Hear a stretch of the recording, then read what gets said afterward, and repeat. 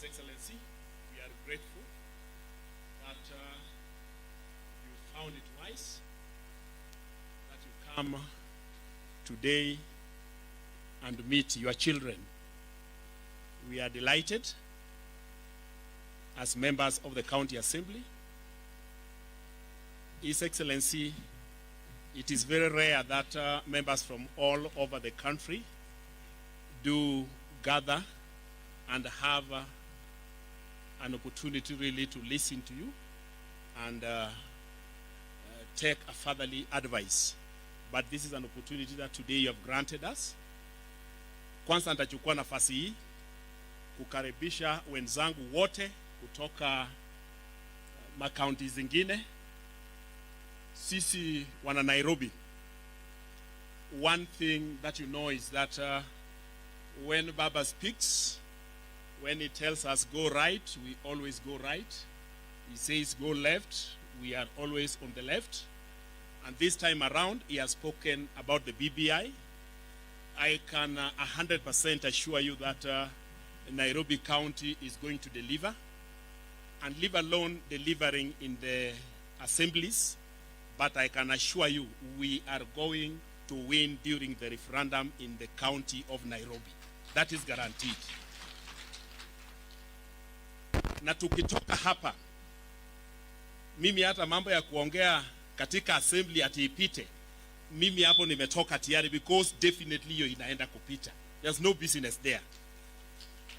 Saa hii tuingie kwa ground. Let every member of the county assembly seated here take your space on the ground. Start talking to people.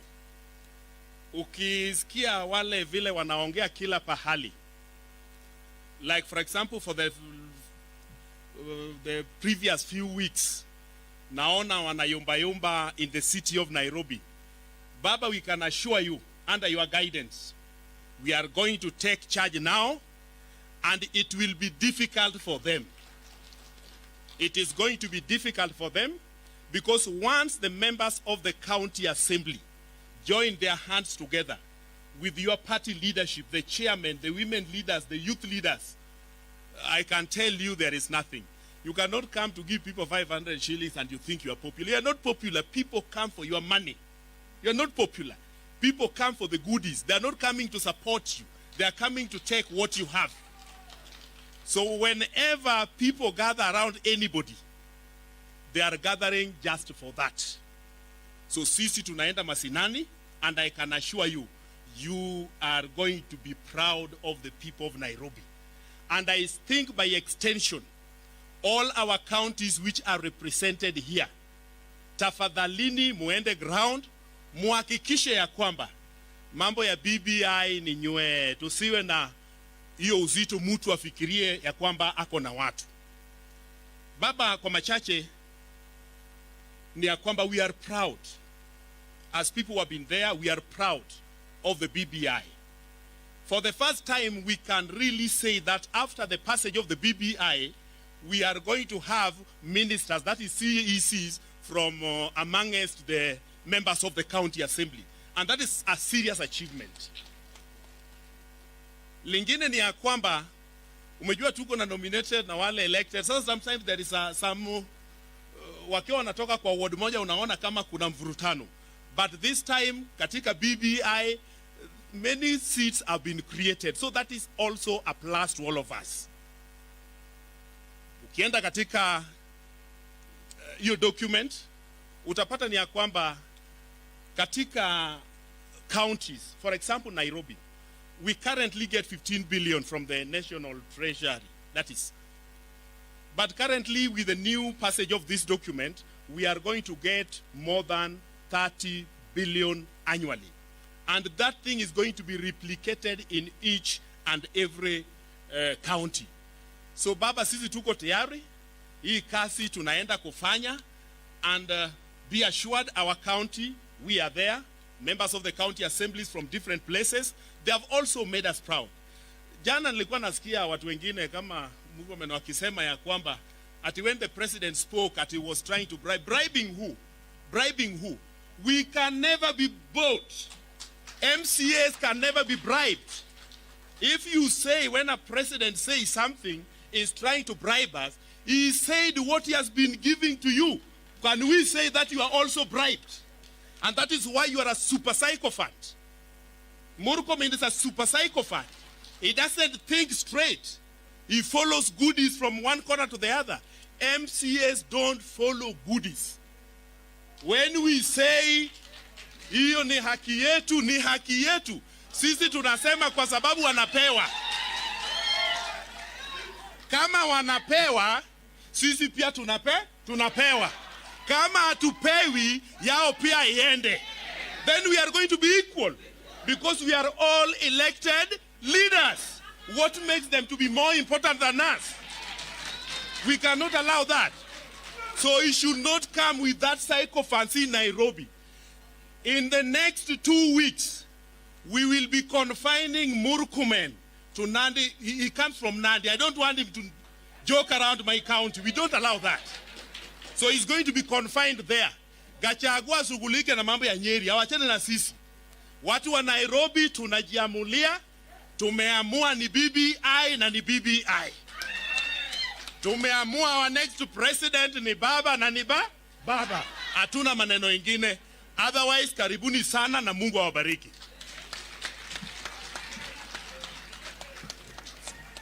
Tumpigie mheshimiwa Wagada makofi ya kutosha. That's a powerful speech. Thank you. There's one thing he forgot to do, but my SG, Honorable Sifuna, will do it, to introduce majority and minority leaders here, including whips. Now, we are live on our Facebook page. As I told you, we have a powerful Wi-Fi here. Unabonyeza tu unaweka. Then, as I told you, we have a powerful Wi-Fi here. Unabonyeza tu unaweka. Then our hashtag on Twitter today is BBI Kenya Moja. Alama ya reli BBI Kenya Moja. Then let's have the conversation. Now, may I take this pleasure to welcome our Secretary General, Honorable Edwin Sifuna. Karibu.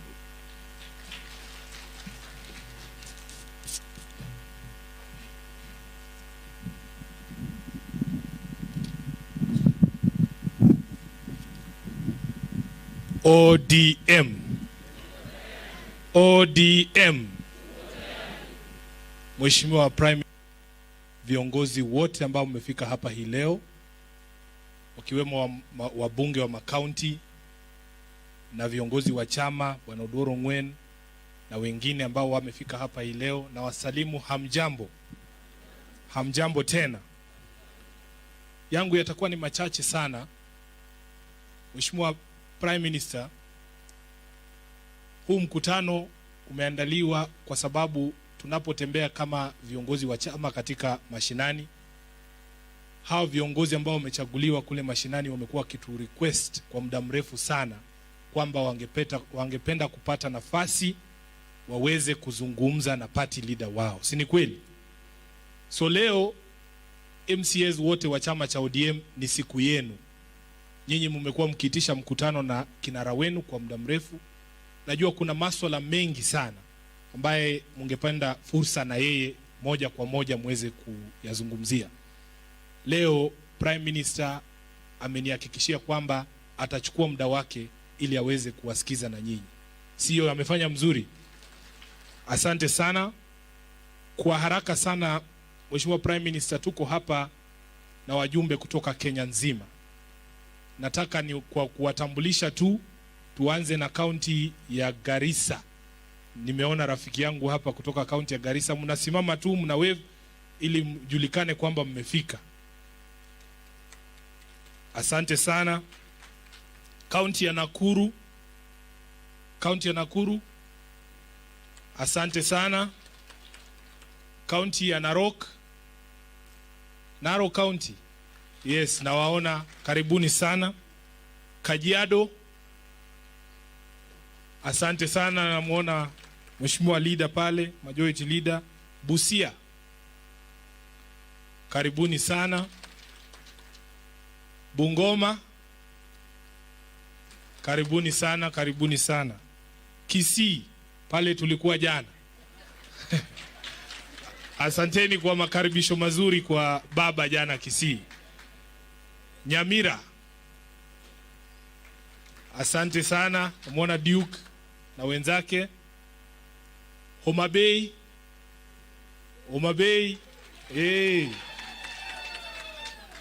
karibuni sana. Kaunti ya Kwale,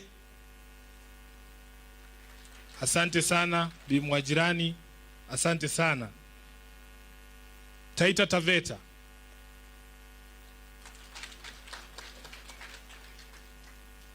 kaunti ya Kisumu, Dala,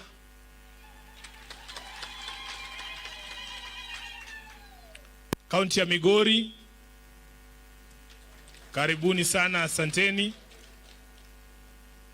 Haya, Mheshimiwa Prime Minister, nafahamishwa kwamba kuna wenzetu wa Mombasa na Kilifi, kaunti ya Siaya, Lamu na Taveta na Tana River ambao bado wako njiani, tunaomba kwamba watajumuika nasi. Mwisho kabisa, our host county ya Nairobi. Asanteni sana waheshimiwa. Asanteni sana.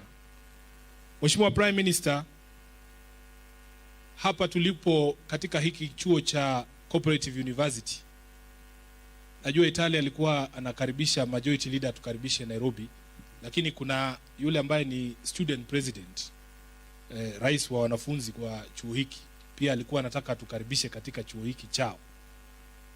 Yuko wapi Brian Obiero? Ama amekimbia darasani? Sawa sawa, tutaendelea. Akija tutampa nafasi na yeye atusalimie. Mheshimiwa Prime Minister, I am very happy to report that as a National Secretariat and the ED is here, we are very proud of these members of ODM in the county assemblies. I am very proud because they remember their party. As we speak today, Your Excellency, 90% of all our members of county assembly have paid their dues, their monthly dues to the party. And this is what enables us, to be able to run programs such as the ones that we are running. So mjipigie makofi. Na vile Ogada amesema, kama kuna haki yenu ingine inatakiwa mpate. Kwa sababu mimi kama katibu wenu najua mkipata nimepata. Kwa hivyo tutawaunga mkono kwa hiyo azma yenu ya kupata haki yenu. Watu huwa wazungumzii ule mzigo ambao nyinyi kama grassroots leaders mnabeba. Mumetufunika uchi wetu sana pale chini mashinani. Kila panapotokea lolote, mtu wa kwanza kutafutwa ni MCA. Iwe ni harusi, iwe ni matanga, iwe ni birthday, iwe ni kupeleke watoto shule, kila kitu tunajua ule mzigo ambao mmebeba hapa. Na wengine wanataka kukompea viongozi MCAs wa hapa Kenya na mataifa mengine. We ukiniambia MCA wa Norway halipwi pesa, huyo wa Norway anazika watu. Huyo wa Norway anaenda birthday za watoto, yeye ndiye analipa. Huyo wa Norway yeye anatarajiwa kuwa yeye ndiye anapeleka watoto shule. We must get this country to a place where it provides for its people so that the burden on leaders is actually reduced. Kwa hivyo msione aibu. Msione aibu hata kidogo, kwa sababu mnajua ile kazi ambayo mnafanya pale mashinani. Jambo la pili, kama chama kuna mipango ambayo sasa tumeanzisha. Tulikuwa na mkutano wa baraza kuu la chama hivi karibuni na tukaresolve ya kwamba sasa chama cha ODM kinaanza safari ya mwaka wa 2022. Tumekuwa hapa nyuma tukiwaelezea kwamba ni wakati wa kufanya kazi, si ni kweli? Wenzetu wamekuwa wakipiga dance peke yao. They were on the dance floor alone. Sasa walikuwa wanajiona wao ndio wanajua kudance sana. Kidogo baba ameingia tu kanisa moja, wameanza kusema sasa wanasiasa watakikani kwa makanisa. Wameanza kusema hatutaki siasa kwa mazishi, na wao wamekuwa wakipiga siasa miaka mitatu. This sort of hypocrisy ndio kitu ambayo tunataka kukataa. Sasa ODM lazima ijiweke tayari kwa ajili ya uchaguzi wa mwaka 2022. Na tayari Central Committee imempea chairperson wa NEB, Mheshimiwa Catherine Muma, go ahead ya kujaza mapengo katika leadership ya chama yaliopo kuanzia juu mpaka pale chini mashinani, na mtapata nafasi ya kuzungumzia hayo maneno pia nyinyi. Mimi kama SG wenu, I will be failing in my duty if I did not put you as members and leaders of ODM on notice that we are officially at war. That war, we did not start it. That war has been brought to our doorstep. I want to tell you that we are at war. We have repeatedly called on the DCI and the NCIC to take steps to tame the people who want to bring violence in this country. You have seen leaders from the other side going into places, inciting leaders ahead of the visit by our party leader, and you saw what they did in Githurai. Simuliona, mpaka wa leo hakuna hatua ambayo imechukuliwa dhidi ya Mheshimiwa Isaac Mwaura kwa matamshi yake na kuwatupia wafuasi wa chama cha ODM mawe kule Githurai. Hawa watu wa DCI na NCIC huwa wananyamaza tu. Utasikia viongozi wanatupia party leader wetu matusi, wanatutusi sisi, lakini hawachukui hatua yoyote. Siku ile Sifuna atasimama arudishe matusi, ndio wanatuita, wanasema sasa wanawaita nyinyi wote. That hypocrisy, we want to condemn it in the strongest terms.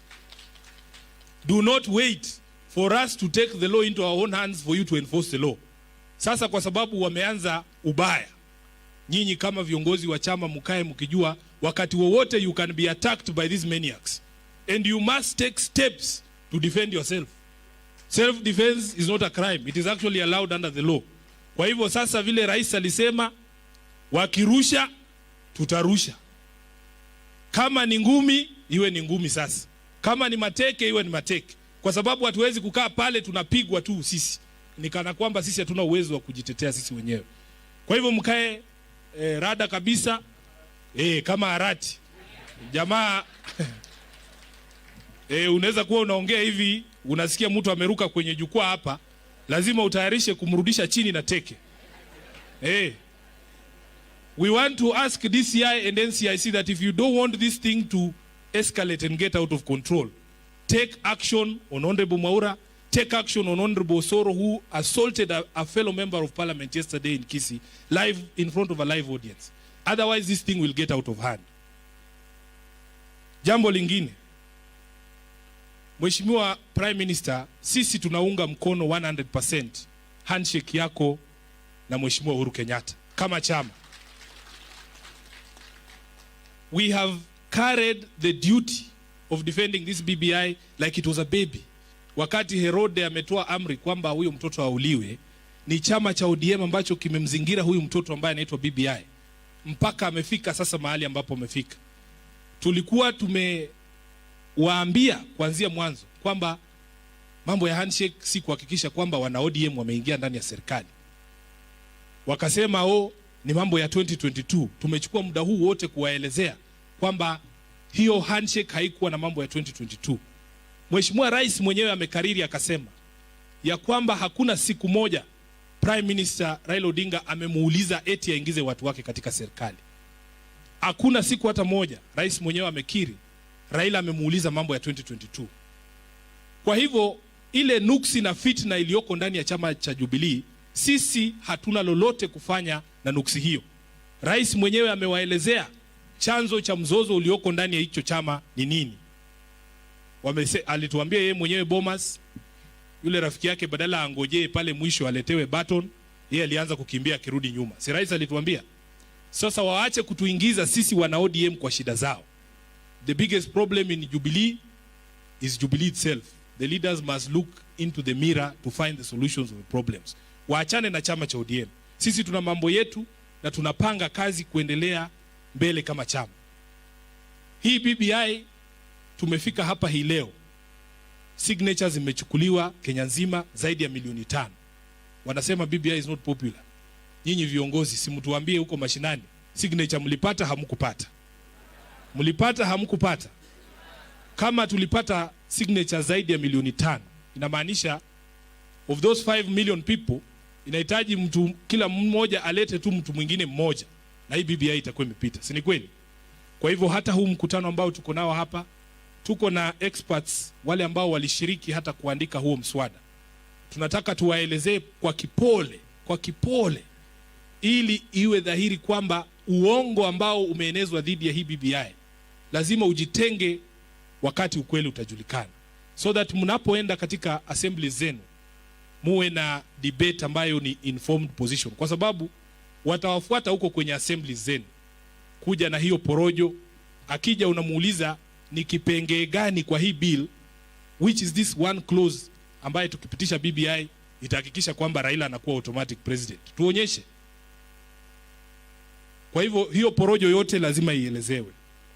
Ya mwisho, president alisema ya kwamba kwa ajili ya amani nchi hii lazima kila jamii ipate nafasi ya kuongoza taifa hili letu la Kenya. Mimi kama katibu wenu nataka kuconfirm kwamba hapo ndio tuko sisi kama wana ODM. Na kitu ambacho najua ni kwamba kuna chama kimoja peke yake ambacho hata tukiwachiwa hiyo assignment tuambiwe sasa hii chama ndio itakuwa ya kurotate hiyo presidency, chama moja peke yake hii Kenya ndio iko na capacity ya kufanya hiyo kitu. Wakitaka mtu ya Nyamira tutawapatia, Rene yako hapo. Wakitaka mtu kutoka Kwale, mrembo Hanifa yuko pale, tutampea. Wakitaka mtu kutoka Garissa, tuko na watu kutoka Garissa. Hiki ndicho chama peke yake ambacho kinajumuisha Wakenya wote. Kwa hivyo sisi tunaunga hiyo mkono. Tunasema kama vijana wa Nairobi, kiti iende chain. Mnajua hiyo? Watu wa Nairobi wanajua hiyo. Kiti iende chain. So Mheshimiwa Rais wetu, wewe usiwe na wasiwasi, kama vikosi vyako vya chama tuko tayari kufanya kazi ambayo iko hapa mbele. Kwa hayo mengi nataka nichukue fursa hii. Nimeambiwa kwamba yule rais wa vijana wa shule hii yuko hapa. Yuko wapi Bwana Obiero? Acha tusalimie kisha nitamwalika Odoro Ngwen ambaye atatuitia wale experts watatupeleka through hiyo bill. Hakikisha kwamba kila mtu wako na nakala yake ya hiyo bill. Tunataka leo ukweli ujulikane ni kipi kilichomo na kipi hakiko mle ndani. Karibu sana Bwana Obiero, tutakupa dakika moja utukaribishe katika chuo kikuu chenu.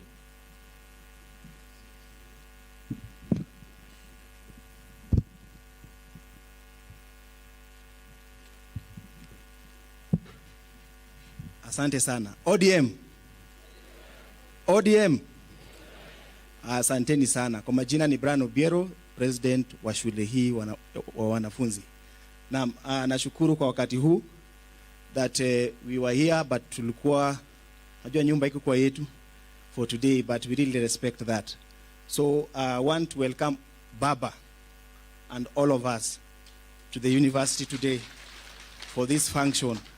Na sisi haja yetu vile tulikuwa tumekuja hapa, niko na viongozi pale kutoka multimedia na Queer University na wengine tu wangu hapa ndani. Sisi tumekuja hapa kusema tuna support BBI. Mambo ya Wilbur hatutaki. So kwa mengi na machache najua tutapanga mkutano zetu na Sifuna mtatupanga pia vizuri. Asanteni sana. God bless. Asante sana. Asante sana Rais. Mumesikia vijana wanasema mambo ya Wilbur hawataki.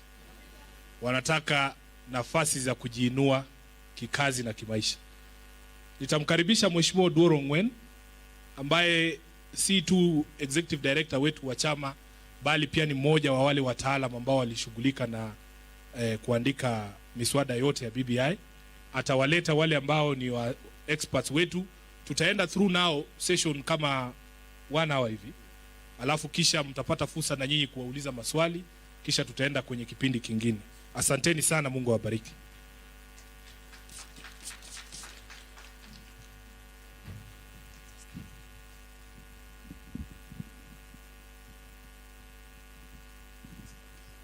ODM. ODM. Thank you very much, Your Excellency, and all protocol observed. Today is a very important day because we have come together with the owners of BBI. Why am I saying that? You, as members of county assemblies, you can make or break this process. If you pass it, any other stage is only wananchi that can say no. But if you kill it here, that is the end.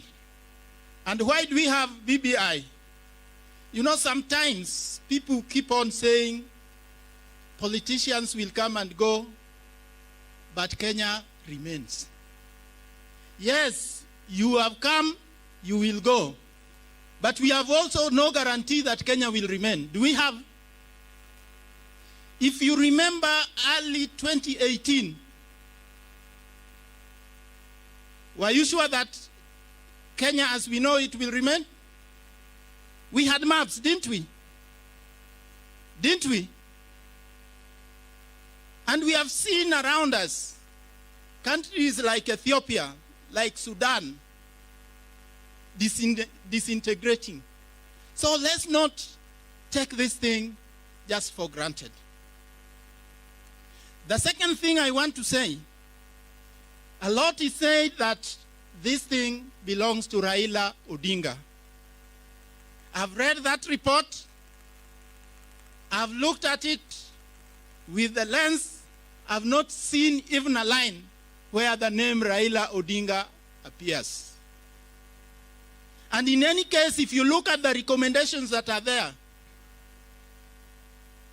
for example, when you give holiday to those who have higher education loans board debt, Raila Odinga at 76, what personal interest does he have in help? What personal interest? The tax holiday for Mama Mboga, what personal interest does Raila have in it? When we talk about shared prosperity, we are talking about the coming generation, where some people are saying that instead of giving our children the opportunities to discover their potentials, they are giving them wheelbarrows. And wheelbarrows, you know what it's used for. It's for carrying takataka. What these people are saying is that they are casting your children. You spend so much taking your children to school, then somebody decides that they must be hustlers. This is a curse to somebody's child. And then your own children, we know where they are. Why don't you give them wheelbarrows? Today, I don't want to go into this because I have a team of experts here. But before I call them, I want to recognize the presence of the head of the National Secretariat of BBI, Dr. Sarah Kilemi. Sarah, stand and wave to them. I want to recognize members of the National Executive Committee who are here because SG forgot to recognize them. We have the Vice Chair, Madam Christine Lemaine. We have Deputy Treasurer, Madam and Honorable Hilda Sianga. Others are on the way. We also have speakers of various assemblies. Could you please just stand and wave?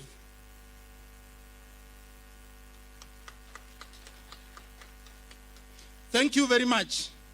Now it is my pleasure to invite Professor Ben Sihanya. Ben Sihanya is a former dean of the School of Law at the University of Nairobi, and hopefully is again going to be the next dean in a few days at the same university. Ben was the co-chair of the team of experts dealing with the Constitution. He's a constitutional lawyer and with a wealth of experience. So Ben, karibu, take us in detail, but simplified form, what is in the BBI, so that we can distinguish the wheat from the chaff. Karibu, Prof.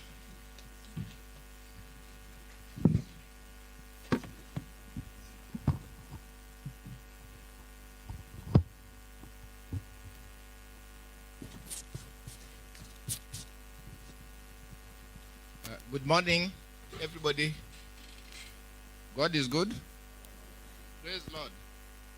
So as I've been introduced fully and in a very nice way by Mr. Durongwen, my name is Ben Sihanya, and I was co-chair with Mr. Thomas Sharia. We worked very well. We used, and also with the Simeha, Mr. Simeha here. Of course, we were answerable to the steering committee, which included Professor Adam Solo, Honorable Yusuf Haji, and others. And we worked very, very well, including Ms.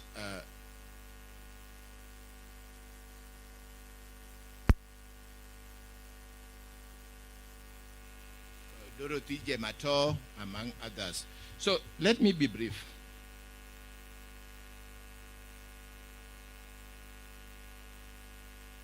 BBI is about 4 main documents. Number one is the BBI report of 2019, in which Kenyans said what they want. And they went throughout the country, and Professor Adam Solo can say more about that. What do they want? And they wanted fundamental changes following the handshake and between Your Excellency, I need to have recognized you earlier, Your Excellency, and MCAs. And then secondly, BBI 2020 report, which was received by the two principals in Kisii and then launched at Bomas. This one. And as Mr. Simea likes saying, the two are equally important and mutually mass. This one. And as Mr. Simea likes saying, the two are equally important and mutually reinforcing.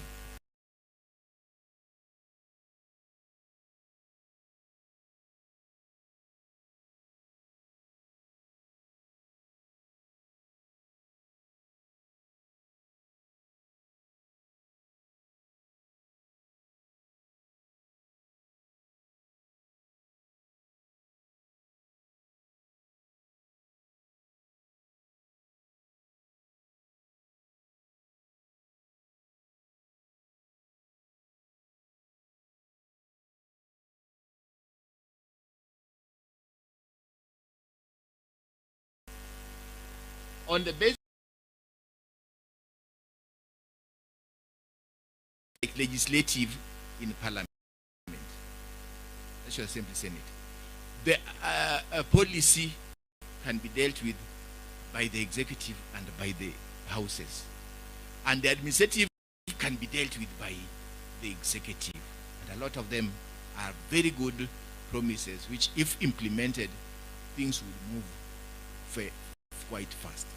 So I'll just want to focus on the constitutional, because my colleagues, Professor Adam Solo and Mr. Simeha, will focus on the policy and admin. So I'll mainly focus on the constitutional and quite a bit on the legislative. Ladies and gentlemen, these are some of the fundamental reforms that would change this country. One is at chapter 12, article 201, is to help strengthen devolution by ensuring greater efficiency in the way we expend resources. Because in some cases in our counties, resources may have been disbursed. Of course, sometimes they are disbursed, but sometimes they are disbursed. And the issues of efficient expenditure with limiting wastage, greater utility, capacity to absorb in some cases has been poor. And now there is a control mandate to do it faster. In article, again, there is the devolution laws are to help ensure that we promote and strengthen consultation and cooperation between the two levels of government, because that has been weak. That is both constitutional and is in the statute called International Intergovernmental Relations Act. Sometimes there have been the issues of IPEC, which I know you know this better, Intergovernmental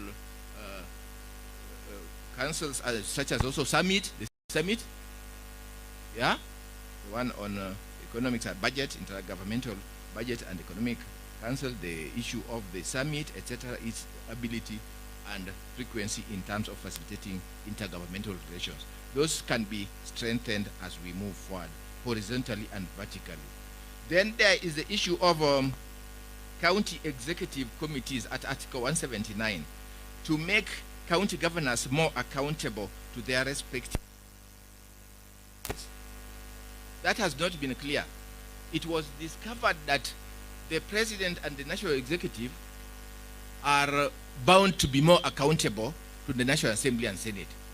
But the governors were not clearly constitutionally required to be accountable to their county assemblies. And that was a serious omission in the 2010 Constitution. For the avoidance of doubt, Bomas gave us good ideas. The 2010 Constitution gave us good ideas. But a good idea can give rise to even a better idea. Because even the Americans had their constitution in 1787. 3 years down the line, they realized that, oh, we forgot the Bill of Rights. And within 3 years, here Kenya is changing the constitution in 11 years, 10, 11 years. Americans changed it within 3 years. And they made fundamental changes because there's something that they realized that they had not covered. So this issue of governor accountability to county assembly, MCAs and county assemblies is very important. In Article 177, so because I'm citing this because among us propagandists just talk generally in condemning BBI. They don't quote clauses. Quote was verses and clauses. So Article 177 is telling us that we are going to change the formula on how to get MCAs, especially the nominated ones, the ones who will come from the party list. In the past, it has been that you come on the basis of the seats won by your party. But that has not been inclusive. That has been like a winner takes it all. And therefore, the formula that's being changed is now that those nominated seats, those party lists will be based on the votes. So you will find a party that has been in terms of the seats. But then it will have right to nominate somebody because of the votes. Maybe it's been losing the seats by 1 vote. If you have been losing seats by 1 vote, the loser loses everything, is the winner that gets everything. And that's unfair. So they will be based on the votes won by the political party. And then, of course, the issue of special stop-up seats will expire after 10 years. Basically, this is about limitation period for affirmative action. Many times, lawyers say that affirmative action, positive discrimination, affirmative action should have a time limit. It should not be forever.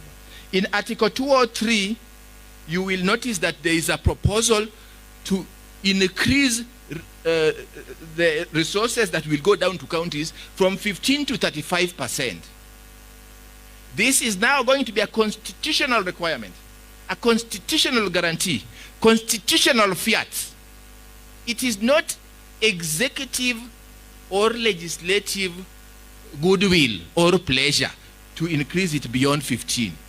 I have heard some people say that you don't need an amendment. A minimum 15 means that it can be higher. But here, if you put it 35, it means that the least they can give is 35. They can't give 34. And if they give 34, you can go to court and you can go to the relevant legislative assemblies to require it. This is very, very important. Because as of now, if it's given at 15% or 16%, that is constitutional. But after amendment, if you give 15 or 34%, it's unconstitutional. And that's important, that please go and tell Kenyans that this is a major change. The question of delay is an administrative political question. We are many interested, and you will notice that whatever 2010 gave us, many of them have been litigated and have given us strength. So it's very important to write it in the Constitution the way it is. Article 203 is also to help reduce graft, we reduce wastage, which we all acknowledge that while the national government has been a sinner in terms of wastage and graft, the county government sometimes have also devolved this, and this needs to be resolved and dealt with. Then has been a lot of debate, which Professor Law and Mr. Simeha will deal with, that there is increased debate on policy and that let us make sure that most of the resources go, most of the resources go to development rather than recurrent, and I think they will deal with that in greater detail. In Article 204, there is the question of equalization fund, which was supposed to be activated and implemented immediately. But I'm told that it's only in the first year that there was something done, something and little money that went here and there. And we have lost basically what you could call 10, almost 11 years in the equalization fund. So there was need to say that no, instead of its expiring within 20 years as was initially put in 2010, let us extend by the 10 lost years. Because those who are entitled to the equalization fund have not benefited from it. We need to give extra 10 years to make sure that this fund is available for the various issues, roads, health, etc., etc. Then there is the question of Article 207, revenue funds for county governments. So that there is to anchor county assembly fund. I thought that there would be Veligele, Changwin and Remo. Now you need a county assembly fund entrenched in the constitution. Did I hear Veligele? Hey, what else do you want? Yeah. To really strengthen counties and strengthen your work as county MCAs. Article 207A is a new provision, and it's called Ward Development Fund. I had another Vigelegele happen. Not to me, but to the BBI. Is that okay? So you have the Ward Development Fund being created, and that at least 5% of the county revenues, etc., so that it can be used to help develop the wards. What was the mischief? Lawyers talk about mischief. When you want to solve a problem, you say, what is the mischief that was there? What was the problem? The problem, we were told in the BBI process that in some cases, governors have favored certain wards, and that you want to entrench this so that there's equity among the wards. Just like we have been arguing since independence, that we want equity across the country. So we don't want discrimination within the county, that this is the ward that supported me, this is the ward that's likely to support me, this is the ward from which the governor doing that, this is the ward where my rival is likely to come from, no roads there, etc., etc. Kenyans want to avoid this. So we go to the issue of addressing corruption again. Corruption was really recurring, because you know we are in a country whereby this is the greatest scourge of our time. Then the Auditor General is to ensure transparency in these matters, etc., etc. Then Article 218, which is also close to 218A. 218, there is a proposed amendment to help streamline the annual division of revenue, annual division of revenue and annual allocation of revenue bills, so that they are faster. Some of them within 30 days you have done it because there have been delays. Or the DORA, division of revenue bill, make it faster, etc. And the relevant house should do as much as it can very quickly. With the Senate having quite also some powers. I've heard some people saying, rumamongers and propagandists are saying that Senate is losing power. Senate is regaining power with respect to the bills, the money that should go to counties. Then, of course, there is the issue of COB, the controller of the budget should help in case there's a problem, there's a stalemate, should help release at least 50% or to resources. This is important because you are aware that litigation, whenever there has been a stalemate between National Assembly and Senate, litigation has sometimes gone all the way to the Supreme Court. Sometimes, instead of some of this money is being finalized and disbursed around July, at the beginning of the fiscal year, sometimes it's gone to October. Is it true? And then they lost time. etc., and lost opportunities. So this allows the comptroller of the budget to do, so I'm finishing. 218A is a new clause. Again, you are saying that you want to facilitate county revenue allocation bill, CARA. 220 is about streamlining budgetary measures and making sure that the money also addresses Article 43 issues. Article 43 as socio-economic rights, etc., health, education, etc., etc. The fourth schedule, there is a need there to streamline the role of counties in terms of planning and development. Article 224, County Appropriations Bill, you also need to streamline that. The Budget Estimates and Appropriation Bill under Article 221 are to be, the budget preparation can begin earlier at county level so that you don't have to wait for long processes as has been in the past. Those are some of the key amendments. There is also statutory. Under Section 32 of the County Governments Act, please note this, that county governors may designate DGs, deputy governors, functions as CECs. Did I hear that? That's good? Yes, so they can have a mandate, etc., etc. So these are some of the key proposals in terms of constitutional and legislative proposals, with MCAs having a greater role in governance at county level and interfacing very well with the national level in terms of Senate and other agencies. I think I would stop there, and then my colleagues would take on from there. Your Excellency, I appreciate this opportunity. MCAs, I appreciate this opportunity to share with you. Sorry, I was actually in an online court. That's why I came a little late. I was just online court out here.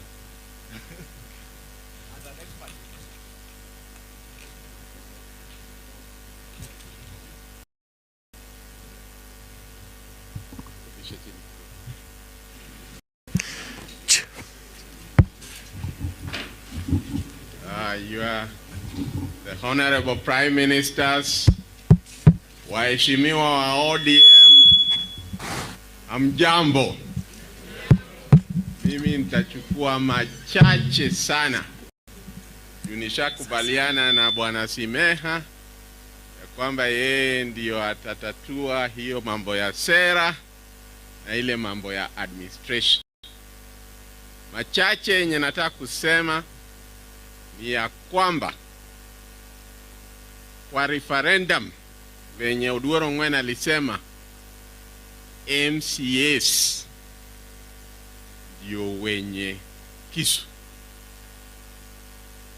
Members of Parliament watakuwa ceremonial tu. Hata wakikubali, wasipokubali, bado itarudi kwa wananchi mukipitisha na county 24. Ya pili, ya kwamba hii bill sio kama hizo bill zingine. Hauwezi enda ukasema ya kwamba unageuza, unaikubali venye iko ama unaikataa venye iko. Hii jua venye mtafanya. Ya tatu ni ya kwamba kumekuwa na uongo juu ya hii bill. Uongo ya kwanza ni ya kwamba Wakenya hawaungi BBI. I can tell you as the Vice Chair of the task force, tulienda mashinani, tukaenda kwa kaunti zote 47. Akina mama walikuweko, wabunge walikuweko, nyinyi mulikuweko, wazee walikuweko, walemavu walikuweko, na vijana walikuweko. Tukarudi hapa KICC, tukakutana na wataalam, ikuwe IBC, ikuwe judiciary, ikuwe vyama, ikuwe zile trade unions, ikuwe experts binafsi kama Yash Palgai, ikuwe wana media, wote walikuja wakatoa maoni. Kwa hivyo mkienda mashinani, kama kuna mtu anasema ya kwamba Wakenya waungi BBI, muulize alikuwa wapi saa zile tulikuwa tunachukua maono. Kuna uongo nyingine tena yenye inasema, nimesikia wakisema juzi ya kwamba kama serikali imeshindwa kuleta 15%, je, wataletaje 35%? Hiyo ni administrative. Both the Ministry of Finance na Council of Governors wamesema ya kwamba kuna delay, kuna mamiezi hazijaletwa, na serikali imelia ya kwamba kulikuwa na COVID, mapato yetu imekuwa kidogo. Hiyo haimaanishi ya kwamba 35% haitaenda. Hiyo ni administrative issue. So mtu mwenye anakuambia ya kwamba ile imewashinda, hiyo ni uongo, na ikishakuwa kwa katiba itatekelezwa. Kumekuwa na uongo nyingine tena yenye inasema ya kwamba ati unatafutia tu watu wenye wako juu vyeo. Je, anataka wakuwe tu wawili ama kabila mbili, ama tunataka kabila zote zikuwe hivyo? Hiyo ni uongo. Mbona wanataka tu wakuwe ikuwe mbili, isipanuke? Uongo ingine yenye imesemeka ni ya kwamba gharama itaenda juu zaidi ukiweka prime minister, ukiweka deputy prime minister.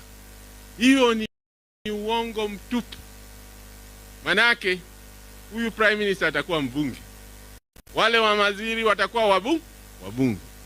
Saa hizi unalipa maministers kando, alafu unakuja unalipa wabunge kando. Lakini kwa hii utakuwa unalipa mbunge na unampatia yeye allowance ya minister. Hiyo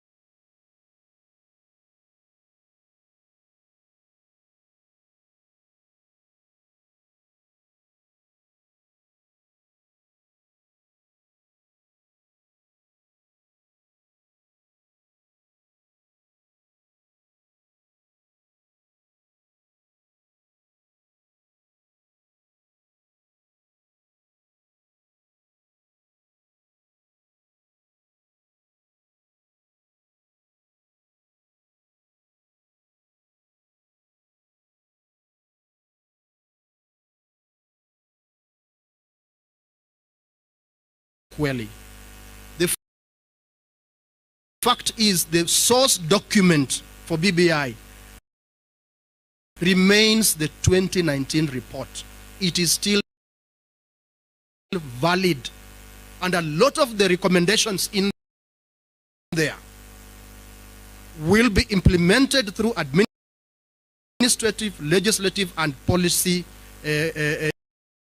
frameworks, ambazo hivi kwamba this 2020 report is majorly an implementation framework. So mimi naomba wakati tunafanya hizi debates tusisome hii 2020 report alafu tukakwamia hapo tukadhani ya kwamba now the source, the mother report is invalid. It is still valid. And one of the things it says, which has come into the 2021, can we have a national conversation? Tuwe na mjadala wa kitaifa. It's not an event, it's a process. So this BBI, we should not limit it ya kwamba after referendum, you know, I'm sure you've heard people say wamaliza na mambo yao ya BBI alafu sasa tuanze maendeleo. No, it's when you have time, please take a look at that. The proposals there are so fundamental. Manake, this economy that when you hear some people complain is because they've been enjoying the fruits, matunda ya economy ya Kenya, ambao hivi kwamba it has favored a few parts of Kenya. But now the proposal in BBI is so radical that we must put in place a new economic framework that must be so inclusive of all of Kenya. Then the other thing, they are insulting the proponents of the promoters of BBI. They even misled so many religious leaders. Ukienda kwenye hiki kitabu, one of the doctrines ya BBI katika policy ni kwamba the foundation of our society is the recognition of God Almighty. That is the foundation of our society. La mwisho, amongst one of the doctrines zenye katika policy section, national identity. Who are we as Kenyans? The BBI proposal is we are primarily an African nation. An African nation ambayo hivi kwamba ina subscribe kwa ile philosophy ya utu. That if we can promote that, then the dangers of cultures, foreign cultures that will overrun you and embarrass you and so on, you are closing that danger. If we can implement that finally, we show them that we are promoting BBI, we also promote substance. Thank you very much.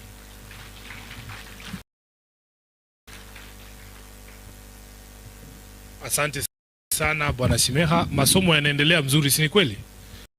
Sasa tunataka tusikie sauti moja ya mama.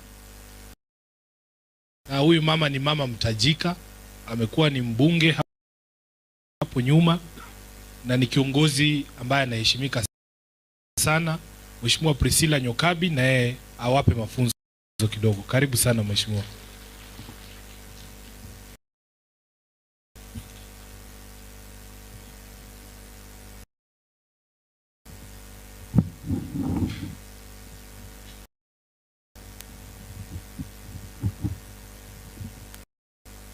God is good and all the time. Thank you, thank you. Your Excellency the Prime Minister and everybody who's here na viongozi wote, niwaletee salamu za kule Sagana. Nimwamukira ngeithi nyige salamu nyingi sana za kule Sagana. Sisi kule tumetoka fresh from new declarations.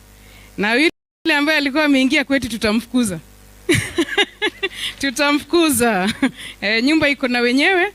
And the President kept sharing the shared vision with the Prime Minister. The shared vision of a better country. The shared vision of prosperity. The shared vision of unity. Na hapo ndio sisi tuko. In the shared vision of a new country. Na hii BBI is that shared vision. Hii ndio mkataba mpya ya the shared vision of a country MCA atasupport BBI. Na ni ukweli kuna hiyo swala ya Ward Development Fund. Mimi niongezee mahala pengine hata pazuri zaidi pa Ward Development Fund. Katika hicho kipengele, Ward Development Fund itakuwa inatumika kwa mambo mawili. Kwanza ni county functions. Schedule 4. All the county functions in Schedule 4, you can use the Ward Development Fund on that, which is good. Madaraja, barabara, and kuna mambo madogo madogo yanasumbua watu wetu kule. Really, really good for us. County functions can now be used, the Ward Fund can be used for county function. But number 2, which is even more critical for all of us, ni zile tunaita Article 43 rights. The right to health, the right to education, the right to housing, the right to food, the right to social security, all the Article 43 rights. Sasa pale kwenye ward, with the Ward Development Fund, unaweza kufanya maswala ya hospitali, unaweza kufanya laboratory, unaweza kufanya dental unit. Na sijui kama kwenyu ni kama kwetu. Mimi nikija Nairobi hapa, sijui kwa nini watu wa ushago atupati wangi dentist. Na hata si tuko na meno, surely. Meno is not just in Nairobi. Meno, we all have teeth, you know, that need a dentist to keep looking at. But now we don't have dentists at home. We don't have proper diagnosis of diseases. Sijui kama kwenyu ni kama kwetu. Ukiumwa na kichwa kidogo, I don't know, people don't even know diagnosis. Watu wengi hata wakiaga huwa hata hatujui what caused their death, because we don't have proper medical laboratory and diagnosis. 3 million shillings, unanunua machine inakwambia kama sukari yako iko juu, kama sukari yako iko chini, kama roho inapiga faster than it should. That is what we need for every Kenyan. The right to health. Kutoka Nairobi mpaka every corner of the country, everybody has a right to health. Now, with the Ward Development Fund, you can do that healthcare right there at the village, right there at the ward level. Bursary and education. We give very little money for bursary. With over 20 million shillings ward money at the ward, you can now dedicate 5 million to bursary. And you know 5 million in a ward, hapo mwenye atakataa kusoma sasa amekataa kusoma. Si ati hakukuwa na pesa ya kusoma. We will do a lot of work on education. Na niongee kama mtu ambaye alichampion ile National Government Affirmative Action Fund. Ile pesa mama county anatumia. Mama county anapeananga bursary ya 4 million kwa the whole county. Na bado inasikika. Mama county wamefanya kazi mzuri na bursary yao. Can you imagine now as an MCA, you can do 5 million in your ward for education? Surely that is a lot of money that we can use to the things that really, really matter to us.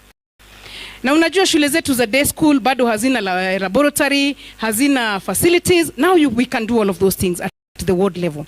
Mambo ya Article 43. Kwa hivyo sasa hapo, mimi huwa kidogo ni kama mchungaji. Hebu sema Article 43. Sasa ndio Article 43 imefika. It was in the Constitution of Kenya 2010, lakini hakukuwa na pesa ya kutekeleza. BBI ndio sasa imeleta pesa ya kutekeleza haki zetu za Article 43. Kwa wale ambao ni wakulima, wafugaji, mambo ya food security pia unaweza kufanyia pale. Kama kule kwetu, maana sisi ni wakulima, hata fertilizer sasa tukitaka kununua at ward level na ile 20 million shillings, tutanunua fertilizer na tutanunua vitu ambazo zitatusaidia katika mambo ya chakula. We can now do a lot of things at the ward level. Na hiyo ni 20 million per financial year. Kwa miaka 5 is over 100 million. Sasa nyinyi ni kama wabunge jamani. Wewe na mbunge sasa is almost the same. In fact, the ward rep is going to have even more money than the MP, because the MP still has to do the whole constituency. Yours is just at the ward level. Hapo kuna maswala mazuri ambayo yamekuja. La pili, why would MCAs support the BBI is independence of finances. Na ni ukweli hiyo imetajwa katika County Revenue Fund. Kuna kuwa na account mbili ambazo haziguzani.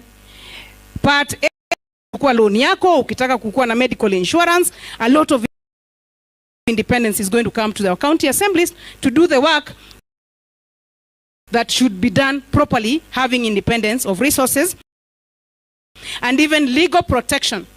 Kuna mahali ya tutangazi sana, lakini kwa hii BBI, now the county governor, who is the chief executive of the county, is completely under the authority of the county assembly. Hakuna doubt Sasa mwenye alikuwa kuna doubt, now it has been completely cleared that the county executive, the oversight of the county governor and his or her government is under the county assembly. Complete legal protection for the work that the assemblies need to do. In the future, because countries grow, we need to look at whether the Parliamentary Service Commission can start to address the county legislatures so that the independence available to members of parliament is also available to members of county assemblies in full and in total. Na hapa ndio nataka kwenda kwa mambo ya welfare. Ni ukweli kule Sagana masuala ya car grant yaliwekwa kwa meza. Masuala ya car grant yaliwekwa kwa meza. And the president has already issued a directive on the car grant. Has already issued a directive on the car grant. Kuna ile loan. See, we took the car loan of 2 million. So that car loan will be transmuted into the car grant. Completely. Sasa tunangojea tu paperwork. Tunangojea logistics za COB, za SRC, you know. Now we are just waiting for the logistics. But that will be done. And because Baba is here,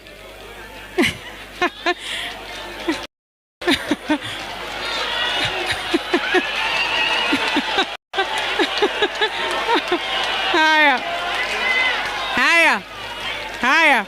Kwa sababu Baba yuko hapa, Baba ataeleza zaidi.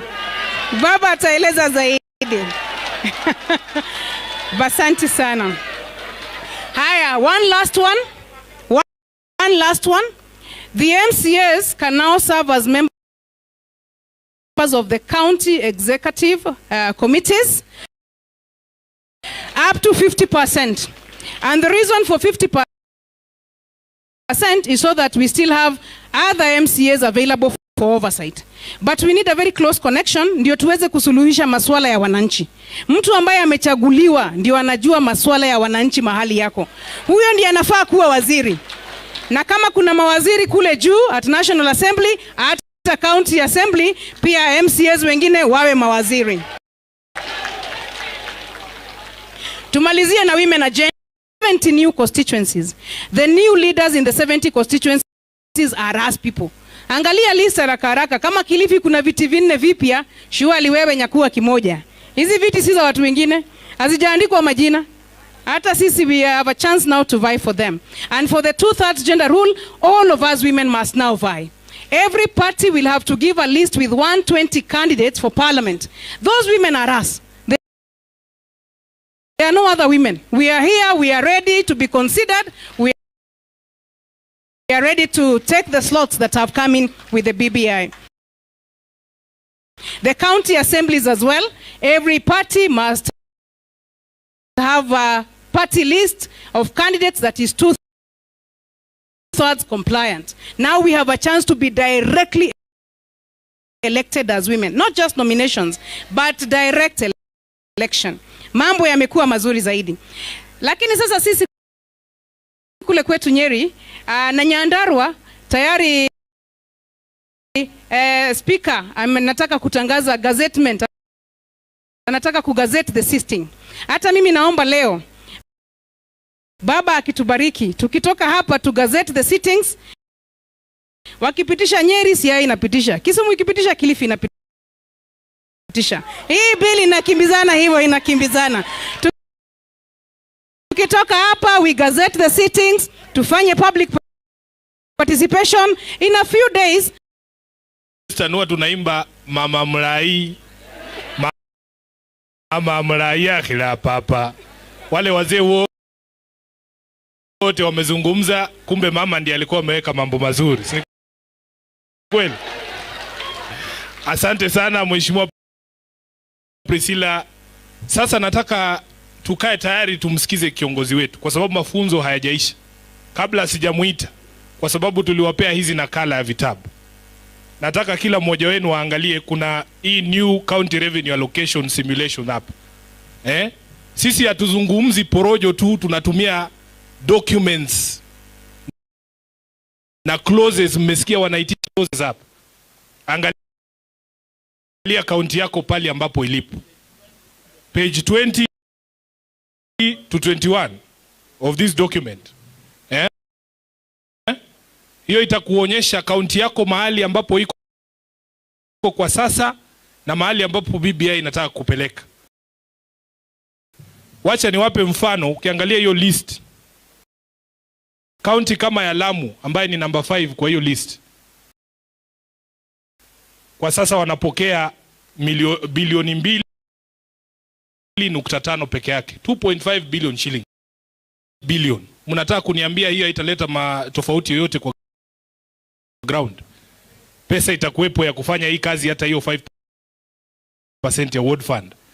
Na hiyo swala ya mtu anauliza 15% imewashinda 35% itatoka wapi? Mheshimiwa Rais mwenyewe ametuambia serikali yake inapoteza shilingi bilioni 2 kila siku.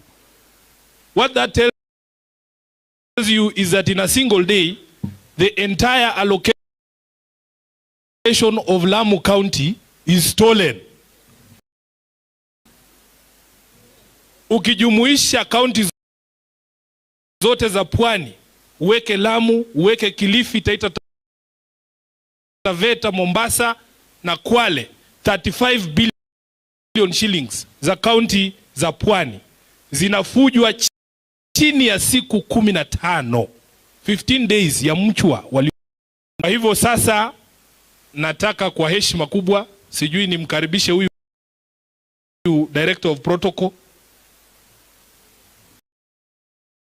Tunataka tumsikize baba, kwa sababu kama kiongozi wetu tuko hapa kumsikiza. Mafunzo yaendelee, kisha baada ya yeye kuzungumza tutapata fursa na nyinyi pia muulize maswali. Viongozi hawa wote na walimu wote hawa wako hapa ili waweze kujibu hayo maswali, si ni kweli? Kwa hivyo tusimame kwa heshima kubwa. DJ, ungeniwekea nobody can stop reggae. Hawa wanataka kukatika reggae kidogo, si ni kweli? DJ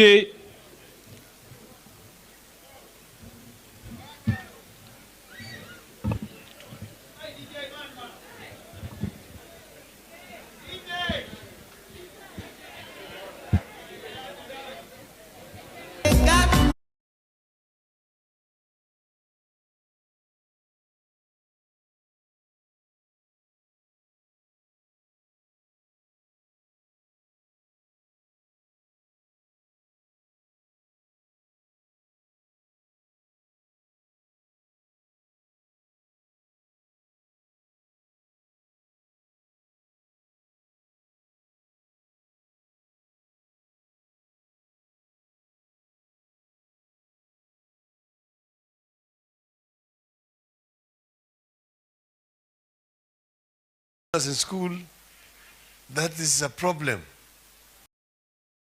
Find a solution. The biggest problem our country faces today and in the foreseeable future is how to create and expand opportunities for all Kenyans and share those opportunities equitably and fairly. There is a deep feeling by a large section of Kenyans that they are stuck in and condemned to poverty. That, however, they have, however hard they work, their fortunes never change for better. I talk to a lot of Kenyans of all ages and social status. I get the feeling that majority of Kenyans don't really fear for themselves. They fear for their children.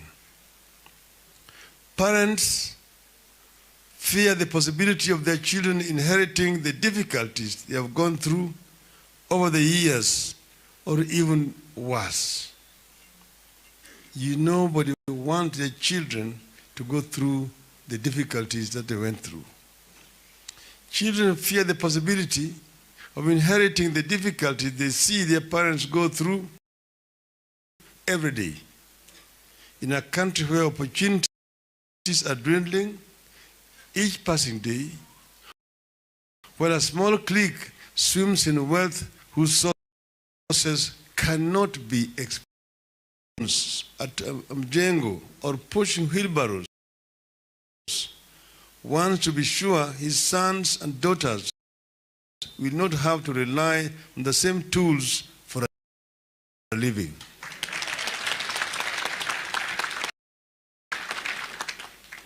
The single mother who brought up her children selling fruits and vegetables by the roadside under scorching sun wishes to see her children do business in a modern, ventilated market.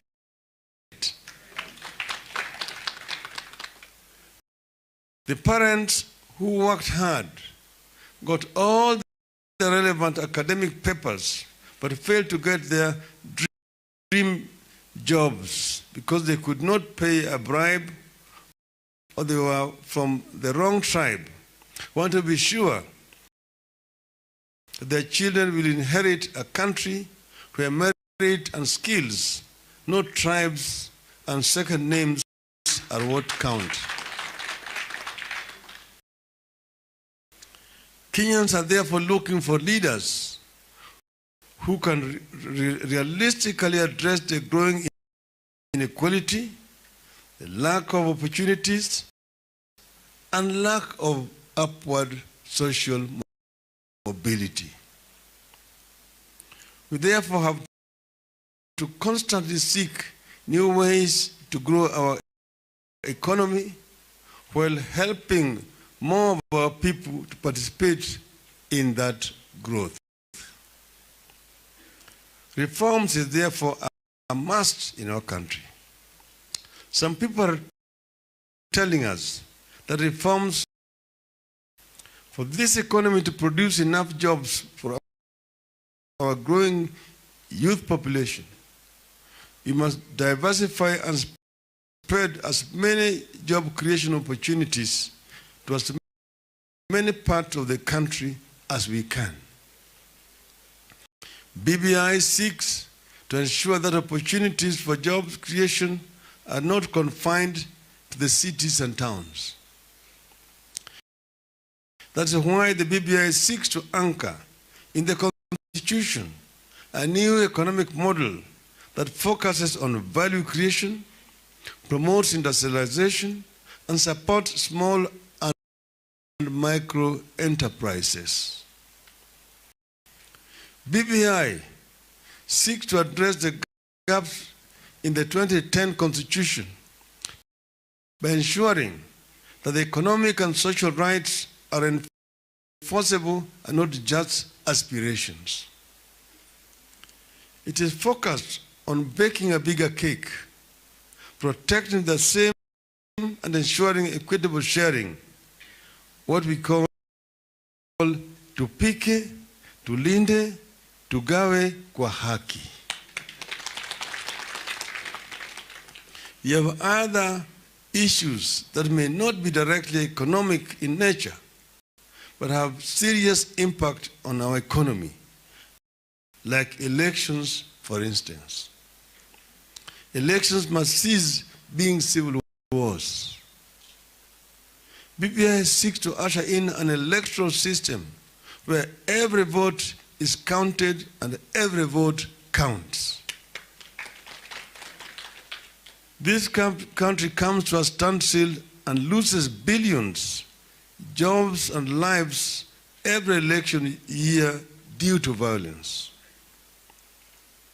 Already the drums of war are being sounded, and it is easy to tell how it will end. And yesterday I was telling them, we are still more than 1.5 years to the elections. Yet they are behaving as these elections are tomorrow. We have to decide whether we want elections or civil wars every 5 years. We want our country to be at the front line of Kenya's recovery and growth. And that cannot be the case if 2 years before the elections, the country comes to standstill for residents. That is why we are pushing for a 7-year tax break for the youth-owned enterprises and businesses incubation centers across the country and at ward levels. That is why we are seeking to increase financial resources to counties. It is the reason we have a ward development fund. It is the reason we are increasing the lifespan of the equalization fund from 20 years to 30 years. Because some people don't understand where we were, how we landed where we are. If you look at the first real serious economic blueprint for this country, session of paper number 10 of 1965, African Socialism and is planning for an application of planning in Kenya. It said that the government should invest in high-yielding regions with high potential for growth, and that the marginalized regions will benefit from the trickle-down effect of development in those high-yielding areas. Yaani yale eneo ambayo hazina rotuba na kadhalika watanufaika kulingana na makombo ambayo itatoka kwa meza pale wale wengine wanakulia. That is responsible for an equal development in our country. Regions which were left behind can be able to catch up with other regions. We are creating the County Assembly Fund because we believe that independent and strong assemblies are critical to holding county executive to account and ensuring prudent expenditure for development on the ground. Our overall goal in BBI is to ensure equitable growth throughout Kenya. We are looking for ways to narrow the development gap between the regions. I believe this is what we should be focused on as a nation. It is the conversation we should be having, how to ensure every part of this country and all our citizens are involved in helping bake a bigger cake and ensuring each person gets a fair share. As ward representatives, you see the desperation of people in the villages daily.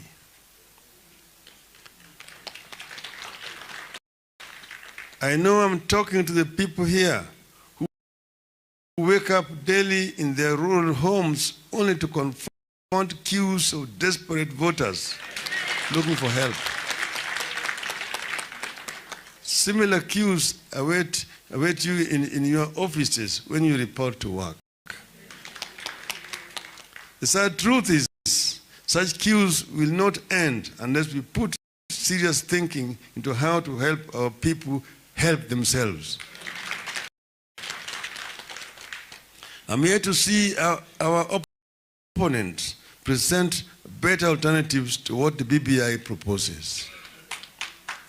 They will tell you, oh, right now, the issue number one is the economy.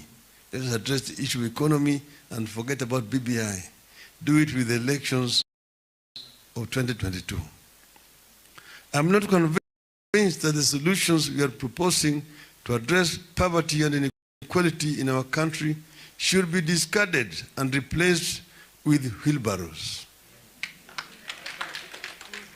I doubt there is an MCA in this room who genuinely believes that if each person in the ward received a wheelbarrow today, the people would get rich and they will be able to fend for themselves. There is only so much a wheelbarrow can do. And I know that a wheelbarrow is needed in a construction site, used to carry kokoto to the building site. I don't know what else you use a wheelbarrow for. Today, some people are telling us to stop thinking about the future because the current situation is difficult enough. I'm not convinced that we should postpone these problems. If we stop thinking about the future because of today's problems, be sure we shall never catch up with the future. We must invest in tomorrow today. There is the story of US President Abraham Lincoln, who described himself as a poor man's son. What did he do? Lincoln started a system of universities all over the US so that any poor man's child could go to university and acquire knowledge and skills. When people are down, good leaders don't invest in keeping them down. Good leaders invest in lifting people up. I want to appeal to you to help lift up our people. The decision we make over the next few weeks and the months will with regard to BBI will have a great bearing on whether our children grow up in a land of plenty or land of mere survival. Let us join hands and invest in our children and in their future. We must change the conversation. And that's why we are saying we want to start down where the rubber meets the road. And that is with the county assemblies, with you people. And as already been said by Nyokabi there, the president was very categorical when he was confronted with the MCAs from the Mount Kenya region. And he responded in the only way he could do, because he's also thinking and feeling what you guys are feeling. So if the MPs receive 7 million shillings car grant, why should it be a crime to give the same to MCAs? Why should it be a crime? Because you are the ones who are in daily contact with the electorate, with the daily contact with the people. And I know it because whenever I go to the rural areas, by 5, 6 o'clock in the morning, my home is full with the people. And they come with serious problems. Some of them carry sick people to my home. I ask them, am I a doctor? But you can't chase them away. You see, I say, even if you are a patient, you could just have come and tell me so and so is sick, and I give you some assistance. But you don't have to carry a patient to my home. So I fully understand what you guys meet on a daily basis. The problem directly with the right solutions, not sloganeering, coming up with slogans which actually have no meaning. Atio mama mboga, atio mtu wa mkokoteni, atio mtu wa wheelbarrow, and so on. No mama mboga wants to sell mboga the rest of her life. No mtu wa mkokoteni wants to push mkokoteni the rest of his life. We push mkokoteni for want of any other thing better to do. So we must create opportunities for mtu wa mkokoteni. That's why we're saying we are creating a fund for this person, which he will be able to access, and that will help him to transform himself. Instead of being an employee, he becomes an employer. And this is what is going to help our youth, so that our youth can be able to access cheap source of capital, interest-free, for 7 years, so that they can be able to develop meaningful enterprises. in my view, is that not development? I don't know what development is. So BBI, I saw another group of people saying